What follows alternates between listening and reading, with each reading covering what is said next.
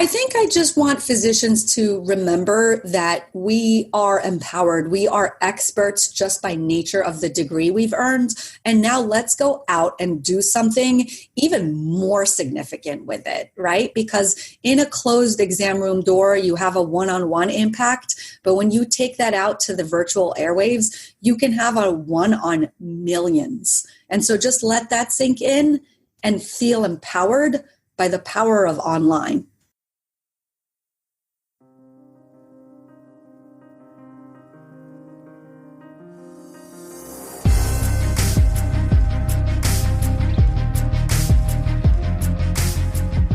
Welcome to the Licensed to Live show, where professionals, doctors, champions, VIPs, attorneys, and those in public office discover strategies that help you restart and gain what is lost when you find yourself accused. If another has doubted your integrity, questioned your credentials, or caused your actions to come under scrutiny, you are in the right place. On the other hand, if you have never felt the knot in the pit of your stomach when legal papers are served, the heartbreak of disappointing your family when the lock clicks shut on handcuffs, or had to appear before a board of review, then be aware, the longer you serve, the more likely you are to find yourself under the microscope of those who judge. Prepare yourself for this uncomfortable possibility. Now, here's your host, Dr. Jarrett Patton. Welcome to this episode of Licensed to Live. My name is Dr. Jarrett Patton, and I'm your host for our journey together today and every day you choose to listen to this show.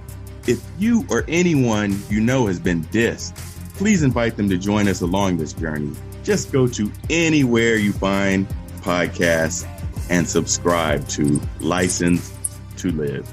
And while you're there, rate this episode, let me know the feedback, and that way I am sure to provide you with the most up-to-date information about career and life changes. And so when we talk about this, you guys have been listening to my show long enough. You know, we're talking disengaged, dissatisfied, disgruntled, disenfranchised. And today we will be talking with Dr. Donna Corriel, an internist, a prolific blogger, content creator, and founder of SoMeDocs. Today, we'll learn more about Dr. Donna and how social media changed her career and how it can change your career too. And now a word from our sponsor. What do you do when life takes an unexpected turn for the worse? Where can you turn when everything you have worked hard for comes crashing down and your title no longer serves as your identity? In Licensed to Live, Dr. Jarrett offers sound advice to aid those who, like him, have been under attack from medical boards, certification agencies, hospital systems, legal systems, or the public at large. From insightful coaching on how to handle the initial assault upon your character to proven tools for effectively resetting your life, Dr. Jarrett will help you turn your tragedy into triumph, no matter your occupation. You can get your award-winning copy of Licensed to Live, a primer to rebuilding your life after your career is shattered, at Amazon, Barnes & Noble, your finer book retailers, and you can get an autographed, personalized copy at licensedtolive.com. I first met Dr. Corriel in Philadelphia at a SoMeDocs meetup. There was a great conversation. I got to meet a bunch of local Philadelphia area docs that I hadn't met before. So first things first, if there is a SoMeDocs meetup in your city, make sure you attend it and connect with people in real life. Welcome to Licensed to Live, Dr. Donna. Hi, Jared. Thank you so much for having me on. I appreciate it. I'm glad that you are on today because one of the things that we'll get into, we'll talk about the power of social media, and you being the founder of SoMeDocs is catching on like wildfire. Docs are joining your groups on Twitter with your Twitter chats. They're joining your list. They're all over social media using that hashtag SoMeDocs. And it is awesome what I've seen with you and the momentum of this group. And I'm just happy that you're on this show today. Thank you. And it is extra special because I actually met you in person, as you mentioned. So I appreciate that. It is. It's really cool to meet people. And so you're you're bouncing around all over the place, all over the country, really, and you're getting to meet a lot of interesting docs and a lot of people doing interesting things. But let's talk a little bit about you first. And I know you went to UCLA and Sackler before you ultimately settled back in the New York City area. But tell us your journey into medicine and what attracted you to medicine in the first place.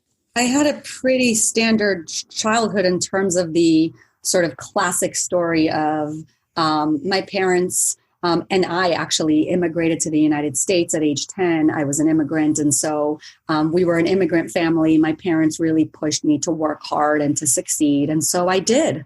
And I became a physician. I came back to the New York. I actually grew up in Los Angeles, and I came back to the New York City area because my husband is from Brooklyn. And so we settled down here. I went to Einstein Montefiore Medical Center for my training in internal medicine. And then I did I took part in a few jobs afterwards. And then we moved to where we are now, which is Tenafly, New Jersey, right across the bridge from the amazing New York City, which we refused to move from. That's just in a nutshell, my background. Credentials verified. Well, that's awesome. And I know you've been busy and you take care of patients and you're doing this, you're doing that, you're doing a lot of different things. But I don't know, could you tell us if you've ever been dissed in your career? Oh, no, not another test. I always like to touch on positives and remain positive about things. So before I go into the diss, I'm just going to say a quick disclaimer that patient-physician care is just so beautiful, and patients really rely on us for our positivity and our optimism.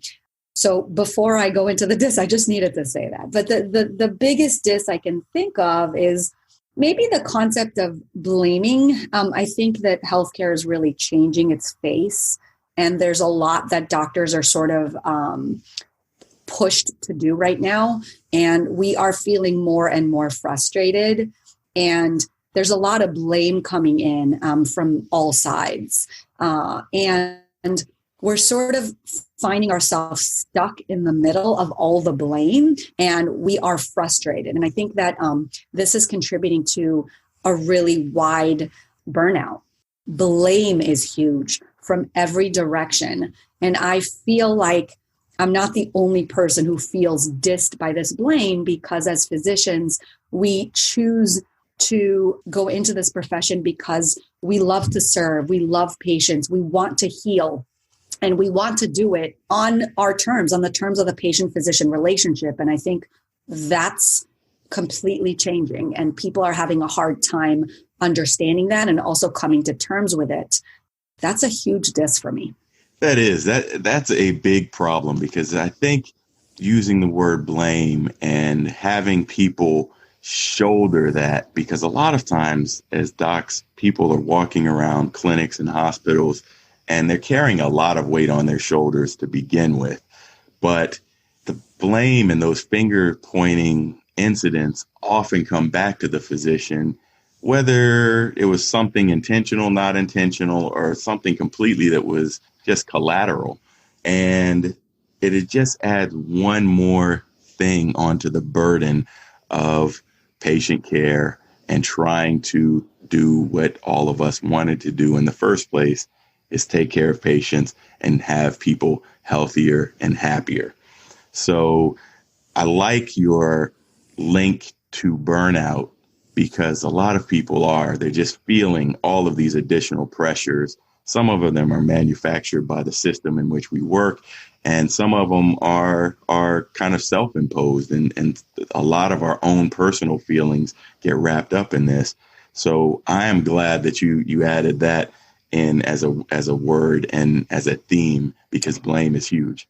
And I wanted to add in that I liked that you said self-imposed, because again, I can talk about this for a long time. I really don't want to, that wasn't the purpose of the podcast, but at the same time, there is a lot of self-imposed blame on us, and it's because of our going into this to sort of serve and to heal. And because the system is now set up where we are hindered to serving optimally, we sort of look at ourselves and we tend to blame ourselves. And I honestly think that that's wrong. I think that it's the system that's wrong here. The system is not built right, and we are sort of blaming ourselves when we shouldn't be. And we should basically unite on many fronts, SoMe included, in order to find like-minded professionals that are fighting to make this right. Absolutely. And when we share our stories, when we unite with each other, it creates a power that we don't have alone. And I think that's a great additional advantage of SoMe. And let's talk a little bit about that. I want to hear what drew you into social media and looking at the power of social media from a physician's perspective and how it has enhanced your career and many of our careers collectively. So I dabbled in the social media arena as a younger doctor. It was about a decade ago that I dabbled in it. I did it sort of more for personal reasons. I sort of was writing as an outlet. I wanted to create. I'm very artistic. And I found that it really satisfied this need in me that I just never realized that I had. And in my years of doing it, I discovered things along the way. I started writing articles. I started to take photos of the world around me.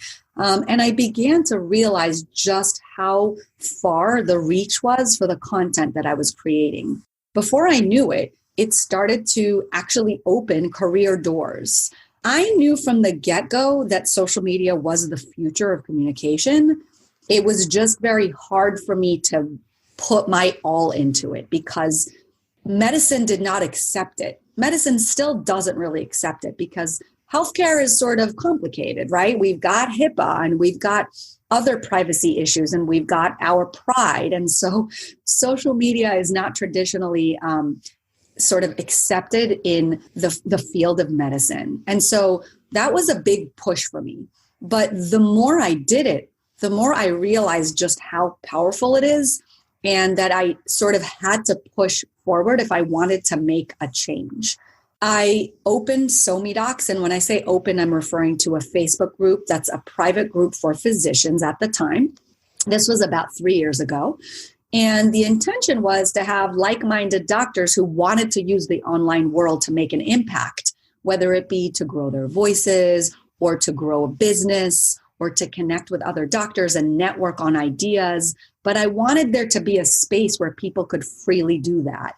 In the past 3 years, that has grown into what I envisioned and even more.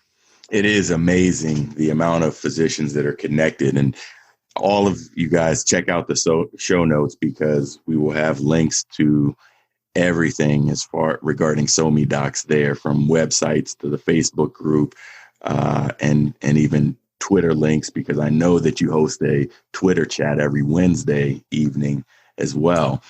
With the help of a Twitter team, and they're all doctors, we put on Twitter chats about really cool and interesting topics, and people weigh in on their thoughts, and they do it live, they do it not live, but we get content together that others can sort of look into and read.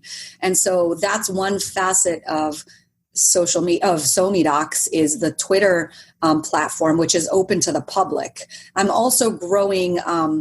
It's been slow to grow, but I'm definitely taking a bigger part in a public Facebook group, and that's called SoMe Public now, because I've been approached by so many non-physicians, whether it be other doctors in other fields or just people in healthcare and readers and journalists and other professionals that really want to learn about our role in social media and what we're doing about it. And so SoMe Public is our sister group that is open to all. And I wanted to mention that here.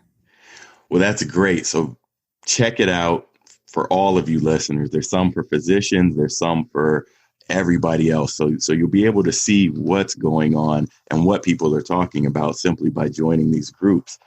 And you said something earlier that I really wanted to hit on right now. And so fire starters, listen up to this, because as you heard Dr. Donna's story, she mentioned how she has always been artistic.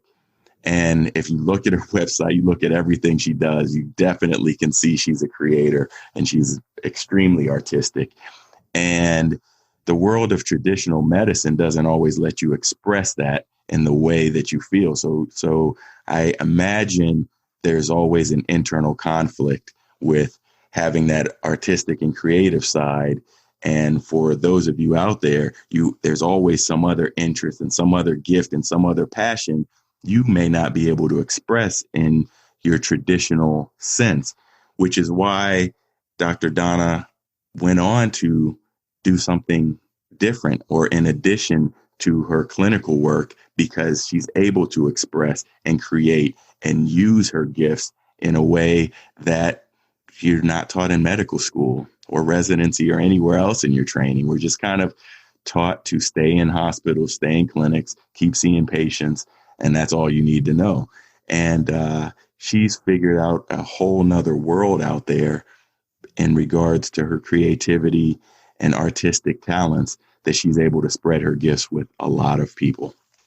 Yeah, and I appreciate that. I truly believe that creativity and out-of-the-box thinking is the cornerstone of innovation. And so, we're sort of stuck in this traditional mindset of medical caregiving because for a good reason, right? We've got all our algorithms and our tables and all the things that we sort of follow because over time, it's been proven to be the right way and proven in research studies and with evidence-based medicine.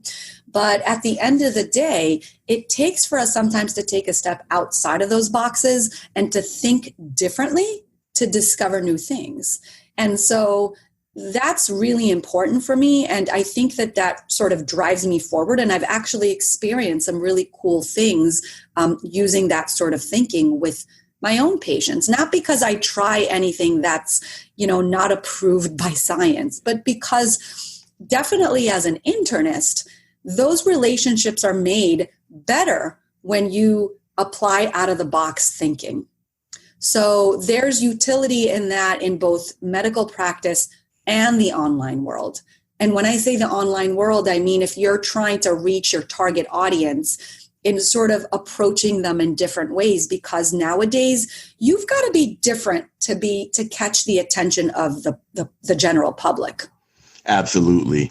If you're trying to get the public, there's so much noise out there that you really have to be coming from a different angle in order to get people's attention.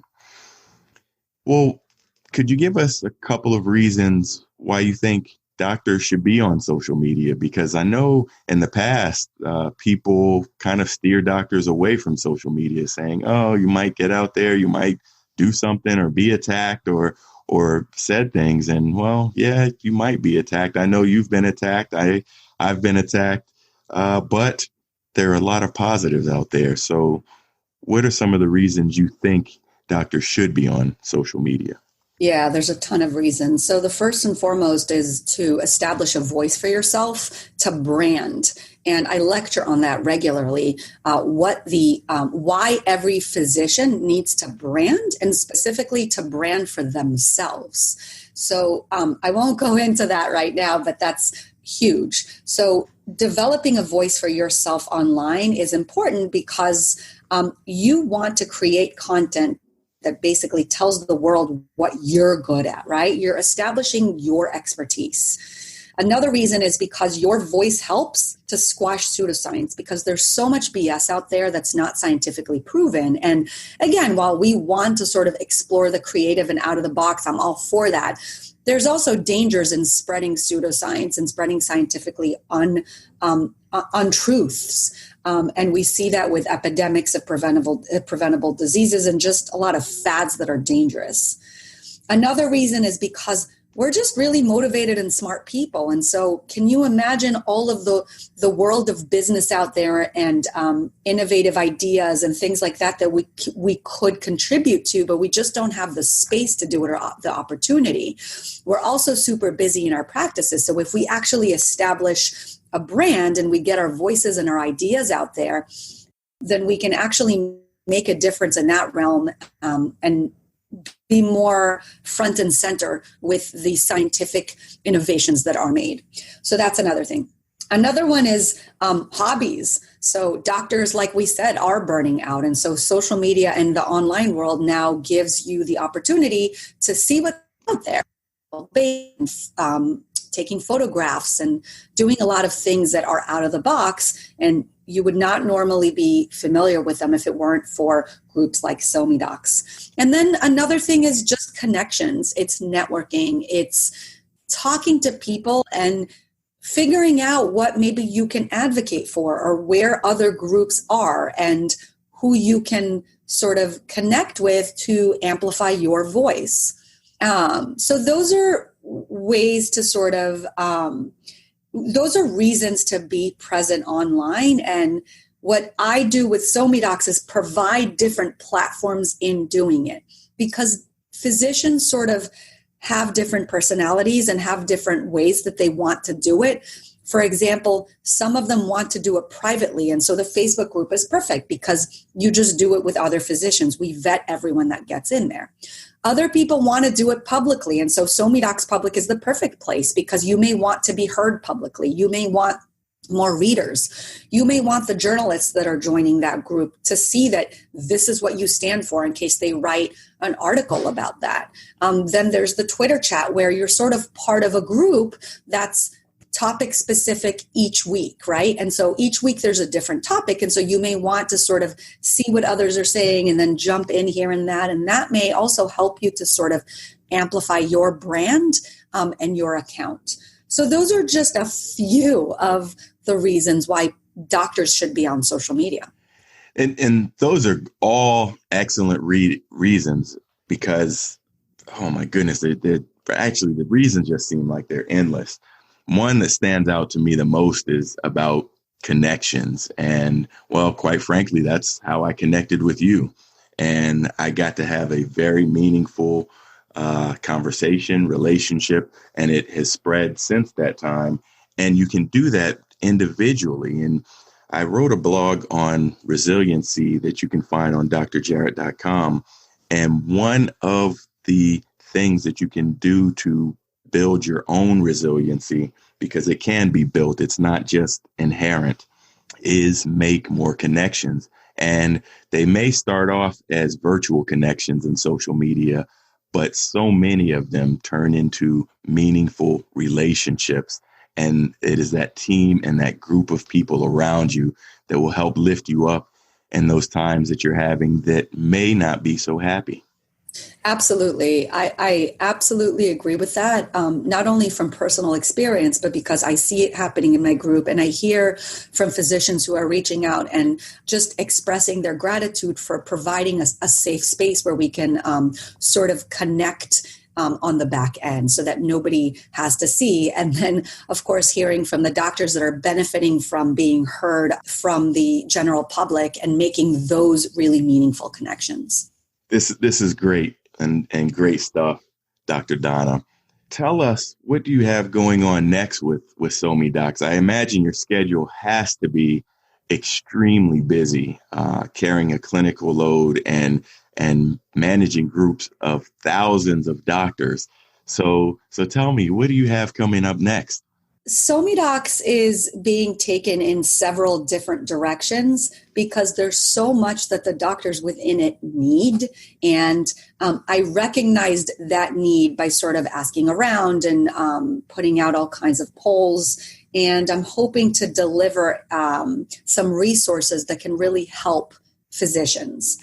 And so I'm going to be making an announcement shortly about how I'm going to do that, because I am personally going to go into this full blast. And so that's a big announcement coming from me. I am dedicating myself 100% because there's just so much work that needs to be put into this. And I just absolutely love it. And I'm seeing all the benefits that are happening from my work. And so that's But what's coming otherwise are things like the SoMeDocs data bank, which we've already launched. And that's an online space within the SoMeDocs website where doctors can be featured in snapshots. especially doctors that already have online presence. Now, that doesn't mean that you need to have a blog or a website. It could literally just be a Twitter account or a professional Facebook page or even an Instagram. Just a place where a third-party person can link in and read what you're about. So I'm hoping to target conference organizers looking for speakers and journalists looking for quotes to sort of cut out that middleman. I'm looking to connect businesses and venture capitalists and people that are sort of looking for those go-getters and linking into their page. So I'm not going to be doing the work for the doctor. I mean, I'm going to be putting together the snapshot based on what the physician gives me, but I'm just going to be that connector. So that's A. B is that SoMeDocs is carefully and patiently crafting some services with which it wants to be affiliated with in order to give those tools to the doctors that are too busy to do them themselves. And so if you're too busy to work on your social media profiles, or if you're too busy to create things like podcasts, things like that, then SoMeDocs is here to help, and I'm going to be offering those services as well. And then another thing that I'm creating are courses. So courses for those doctors that are actually motivated and talented and want to do it themselves. So I'm going to be crafting some really, really wonderful courses because too many doctors have reached out to me and said, well, how do you do this? How do you do that? And they have so many questions on how I'm doing it. So that's the SoMeDocs brand. And then I just want to quickly plug my own brand because Dr. Corriel does still exist. And doctors sometimes wonder why I'm still doing it. And some doctors are like, why are you wasting your time? Why? Because that's literally where my passion lies. I love to create content. I am not just working on SoMeDocs as a concept to help other doctors, right? I want to work on my own stuff too. So I have a new YouTube series coming out actually today as we film this. It's premiering today. It's called Doctors on Walks Getting Food. And it's a spin-off of the Seinfeld series, Comedians in Cars Getting Coffee, and which I love. I love Seinfeld. I'm always sort of channeling like comedians in my shtick. And basically, I take a physician and I walk with them and I grab a bite with them. And we chit-chat really about anything and everything. And then I edit it into a super light somewhere between 12 and 20 minute segment that is sure to entertain. So check out my YouTube channel, Dr. Corriel, and all of my stuff is branded under Dr. Corriel. So you could find that across social media. That is awesome. And I can't wait to watch those first episodes. I've been seeing the teasers out there. And next time I'm in New York, I'm going to be seeking you out so I can go take a walk with you. Oh, you're coming on a walk with me. Well, Dr. Donna, where can people find out more about you? So they can find out more about me by just Googling Dr. Corriel, DrCorriel as in Larry. You can find me also across any and most social media platforms. So that includes LinkedIn, Instagram, Facebook, Twitter, Pinterest, DrCorriel. And then in terms of just this big brand of physicians, SoMeDocs, SoMeDocs, also across most platforms. And please get involved. Reach out to me. My email is also branded drcorriel@gmail.com. Reach out and ask how you can get involved or get your brand out there because there's a lot coming your way. Get ready for it, fire starters. It is coming. She is doing a lot of things. That's why I had to bring her on just to let you know a little bit about what's going on. But there is a ton. So check out those links in the show notes. Yeah, I appreciate it. Thank you so much for having me on. I really, really had a good time talking to you. I always do. Absolutely. It feels like just another one of our great conversations that we've had in the past. So thank you for taking the time to be on the show today. Is there anything else you'd like to say to our audience? I think I just want physicians to remember that we are empowered. We are experts just by nature of the degree we've earned. And now let's go out and do something even more significant with it, right? Because in a closed exam room door, you have a one-on-one impact. But when you take that out to the virtual airwaves, you can have a one on millions. And so just let that sink in and feel empowered by the power of online. Final judgment. Licensed to live. Wow, millions. Thanks again, Dr. Donna, for coming to the show, being a guest on Licensed to Live. And I'm sure we'll have you back in the future to give us more updates on what's going on with SoMe Docs and all of the things related to Dr. Corriel. I would love to. Thank you again, Jared. Remember, fire starters, if you or anyone you know has been dissed, please invite them to join us along this journey. Simply go to your favorite podcast player and subscribe to Licensed to Live. And make sure you connect with me on LinkedIn. I tend to hang out there in between episodes. Maybe a video, maybe a thought, maybe a conversation, but we still have a lot of fun in between. And until then, see you next time.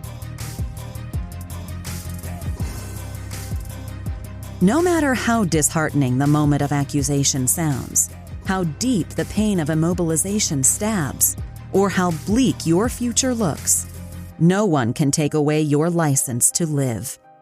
Keep Dr. Jarrett's expertise handy and unlock your future. Go to Apple Podcasts, Google Podcasts, or another podcast player and subscribe right now to Licensed to Live. See you next time.